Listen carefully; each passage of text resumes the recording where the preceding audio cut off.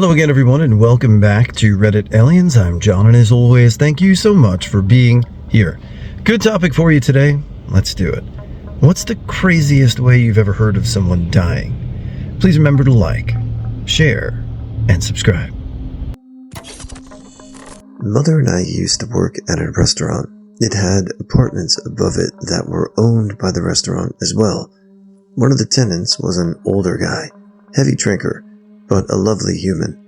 He used to fall sometimes or need a hand, and I used to routinely go check on him and bring him soup, etc.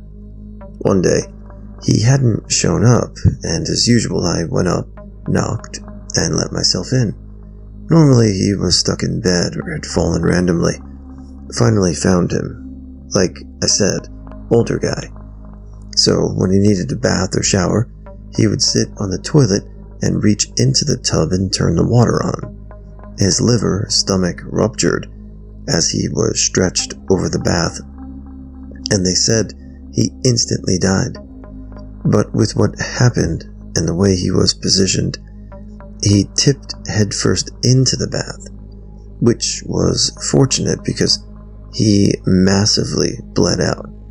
So, little 10-year-old me, after knocking about 50 times, opened the door, and at first, all I saw were his feet, which were black. Thankfully, he had clothing on still, but I remember standing in the doorway and staring at his feet, not understanding what I was looking at, but knowing it was bad. Then, I noticed the blood, then the smell. I finally made it back downstairs after my mom didn't understand what "he's in the tub and has black feet" meant. One of the other people went up and called 911. Me up for a long time. I knew a guy that went on a solo whitewater rafting trip. He brought with him a bunch of chains and cinder blocks. Out in the middle of nowhere, he wrapped himself in the chains and blocks and jumped in the river. Hell of a way to go. My mother died after swallowing a piece of bone approximately a quarter-inch long. It lodged in her intestinal wall and caused sepsis. She got sick late Friday evening, but the hospital thought it was the flu. She was dead Monday morning. She was only 39. A friend from high school was killed by a flying cow. He was driving home from college through the mountains on a desolate highway. It was in the early morning hours on a mountain, moonless, overcast night, and completely pitch black. On a segment of the highway that wasn't fenced, a black cow wandered onto the road and was struck by a westbound semi just before it passed my friend, who was eastbound. The hit by the semi launched the cow into the oncoming lane and through my friend's windshield, killing him instantly. His fiancée was asleep in the passenger seat with the seat reclined. The cow passed over her, and she was physically unharmed. This is very sad, but it's still crazy. A friend from school tried to hang himself after taking so much bullying for being gay. Their neighbor found him and got him down from the rope. He was unconscious. When he came round, he was denied oxygen for too long and was disabled. Couldn't talk or walk anymore. Had to live in a care home. His dad died from a heart attack 10 years later. They took him in to see his dad. He completely freaks out. They take him away, and he dies that night. Beloved social studies teacher took a small group of students for outward bound type canoeing or kayaking trip to the Canadian wilderness. His alone got caught, flipped, and he drowned. Some students stayed with his body. Others had to hike out of the wilderness for help. Then the school had to get another adult up there to accompany them all home. And the widow had to deal with the bureaucracy of getting the body back from another country. I wasn't going to the sweetheart dance, but I remember my friend looking forward to it. She said she had to go shopping for a few things and as she walked out of Walmart, an elderly driver reversed right into her and crushed her against a Coke machine. I was just going to link the article of one U.S. Marine who claimed his body armor would stop a knife, only to have another U.S. Marine test the claim and kill the first. Then I find multiple news articles that this happens more often than I would have thought. Like every 2 to 3 years, some since the early 90s. This might be a safety stand down. Probably not the craziest, but one of the most memorable. I worked trauma years ago. We had a guy brought in who was a family member of someone that I worked with. The guy was out hunting in a tree stand with a black powder rifle and dropped the gun out of the tree stand. It landed on the stock of the gun, which caused it to go off, shooting upward through the tree stand and almost perfectly up his ass. The guy came in and was sort of laughing about it. The ER doctor, who was somewhat of a black powder rifle enthusiast, asked him what type of round he was using. I wasn't familiar with it, but he got in a panicked hurry to get him to the OR after he told him the name of the round.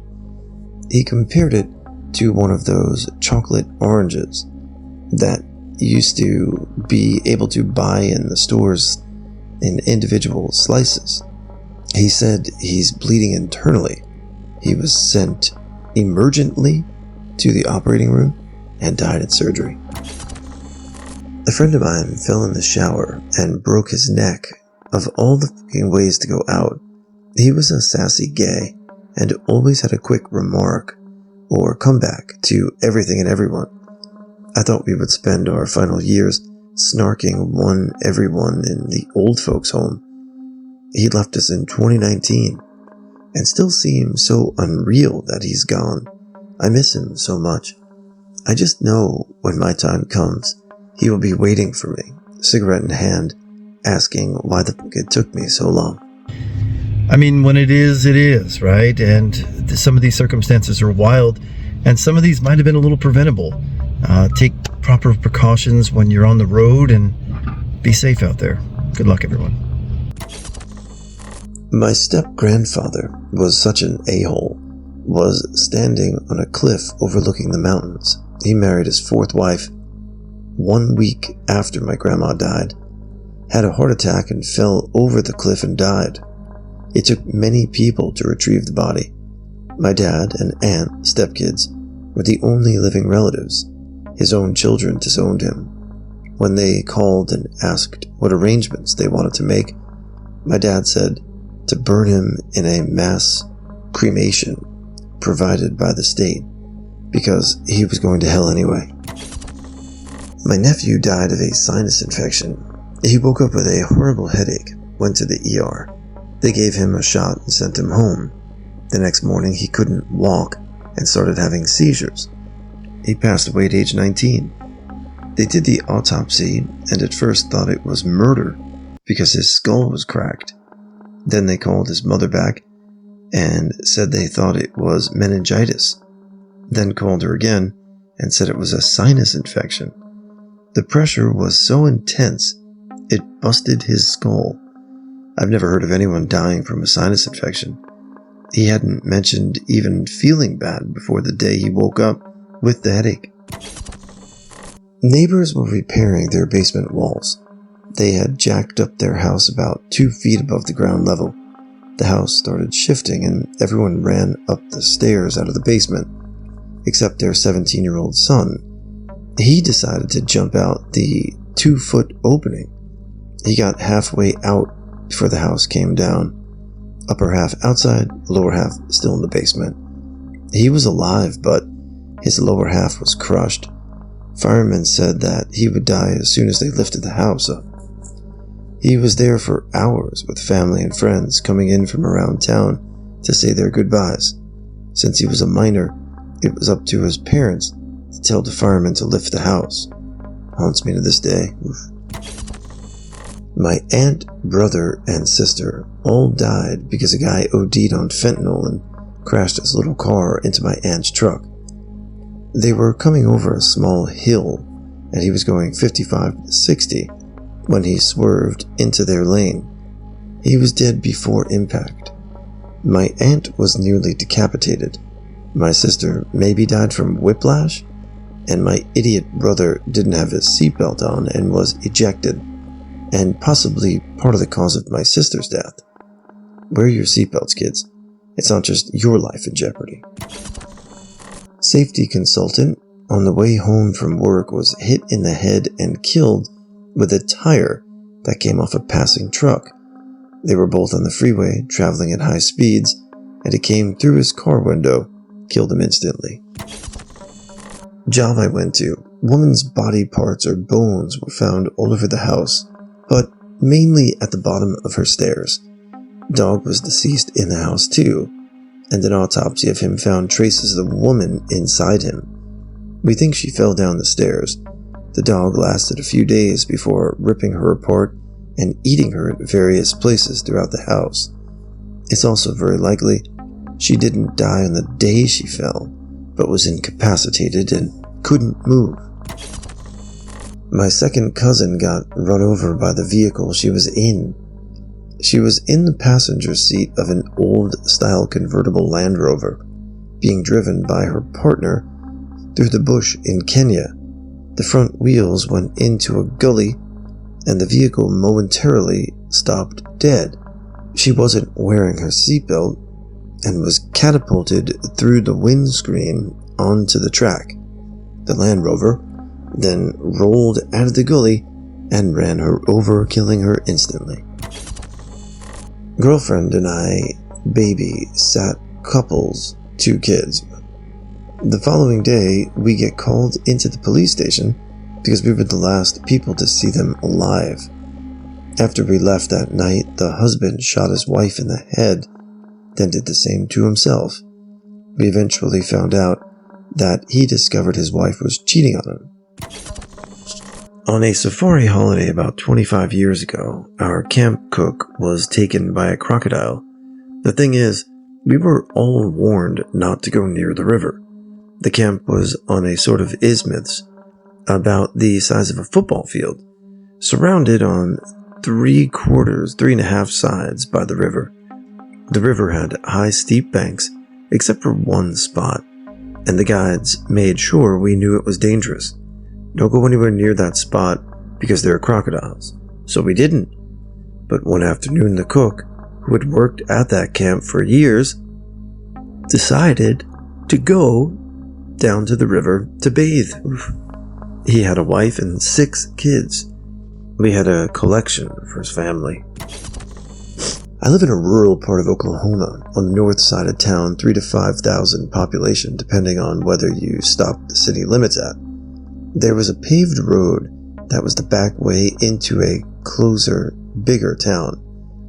Well, this road had a wild, blind curve that is an S shape and has a steep hill. A truck went up the hill too fast at the top of the hill, where the truck couldn't see a tractor pulling a plow. Somehow, in the crash, one of the plow blades decapitated the guy driving the truck.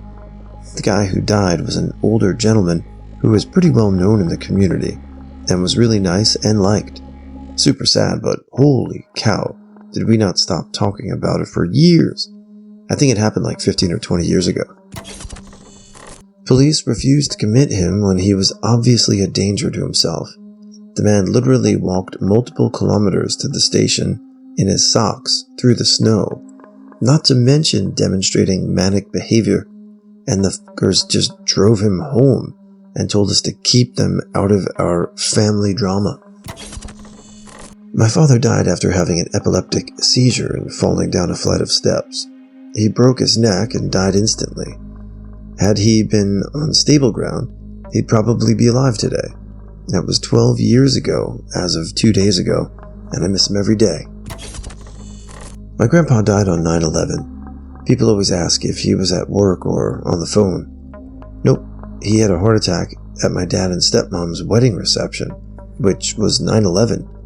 like he died feet away from the dance floor before they even cut the cake. He was talking to me when it happened.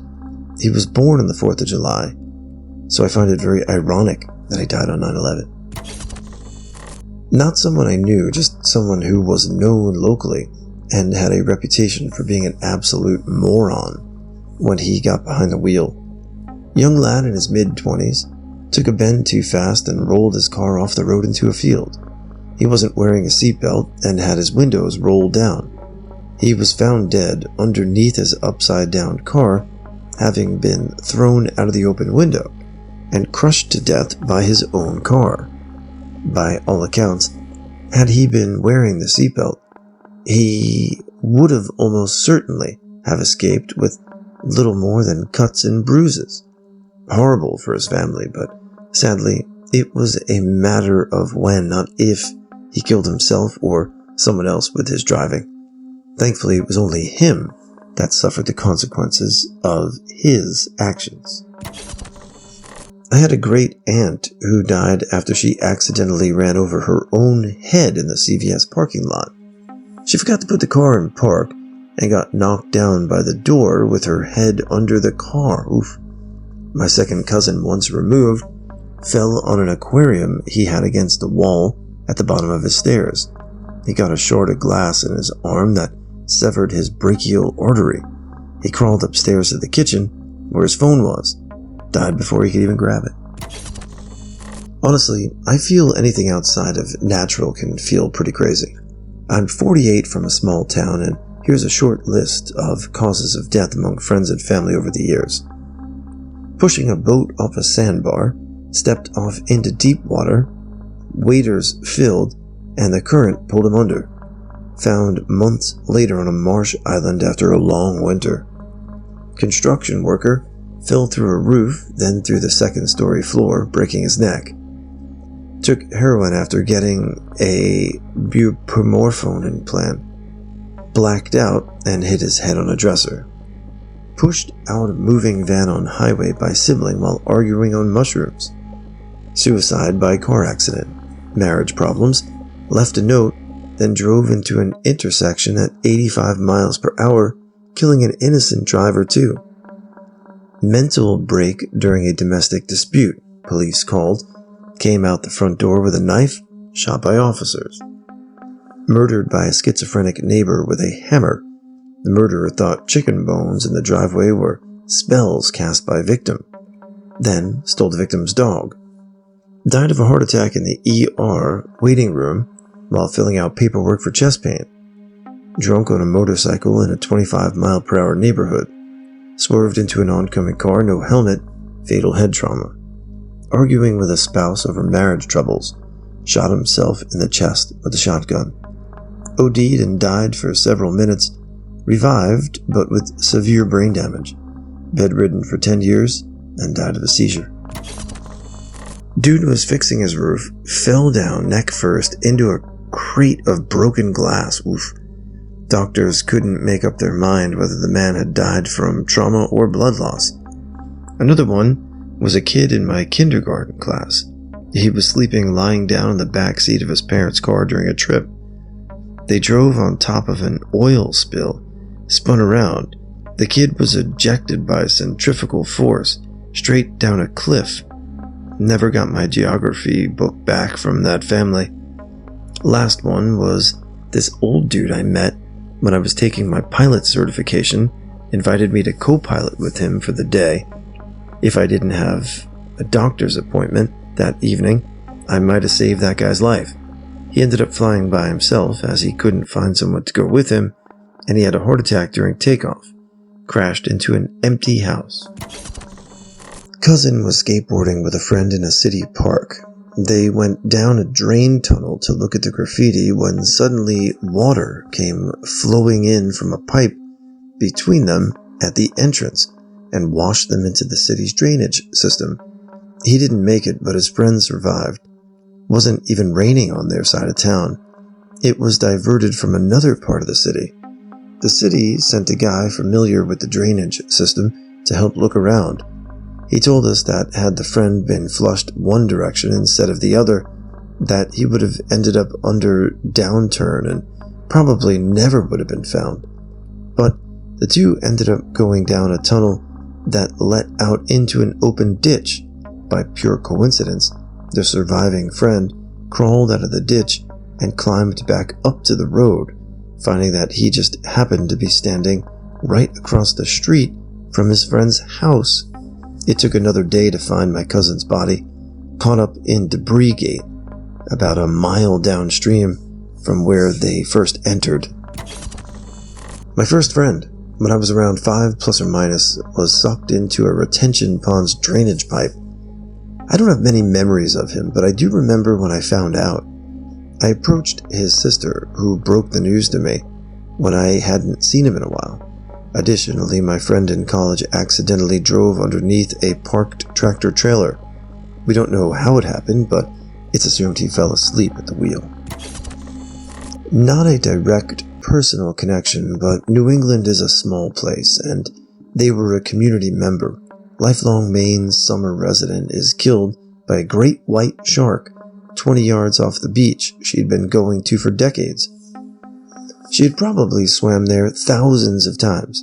It's Maine's first and only recorded fatal attack, and occurred in an incredibly random and counterintuitive location, i.e., not a sandbar full of seals or Cape Cod, mating or feeding grounds, like a drive-by shooting. Grandfather was cutting a tree branch when the tree uprooted and it fell on top of him, killing him instantly. My cousin was huffing whippets in a bathroom porta potty on a job site. His coworkers found him in it 2 hours after they noticed he was missing. Blue in the face, just completely stopped breathing and died of asphyxiation. A mutual family friend shot himself in the chest from 6 feet away from his pistol when cleaning his gun. I went to a funeral to support my wife's childhood friend who lost her brother. We only heard he had drowned with no other details, as we didn't know him very well.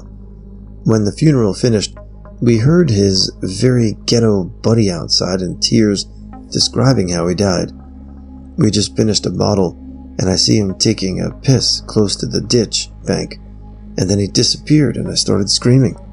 I didn't expect that. A friend's uncle died because he was radicalized and driving across the country thinking that God would put gas in the tank. His car ran out of gas, and he pulled off the highway. When he got out to take a look, the suction from a passing semi pulled him under. Very sad.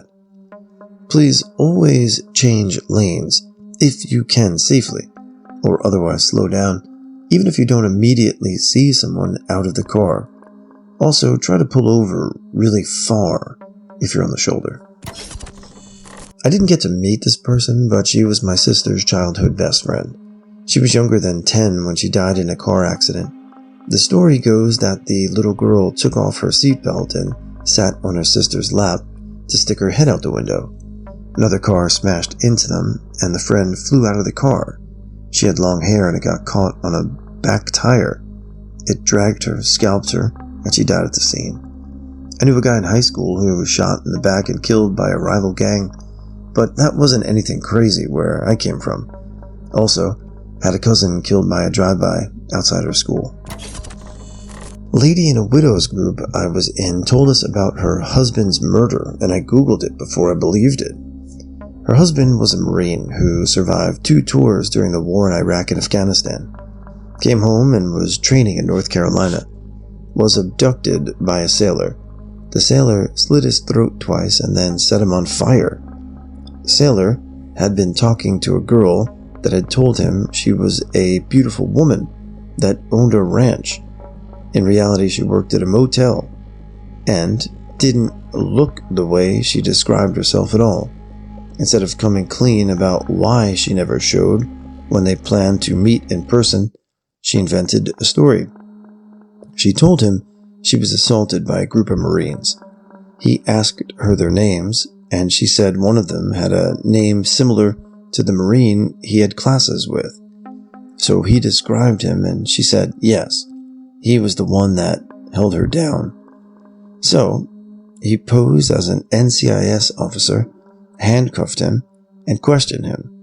He admitted in court he believed the Marine, but at that point it was either kill him or maybe get away, or let him go and go to jail for kidnapping him anyway, so he killed him.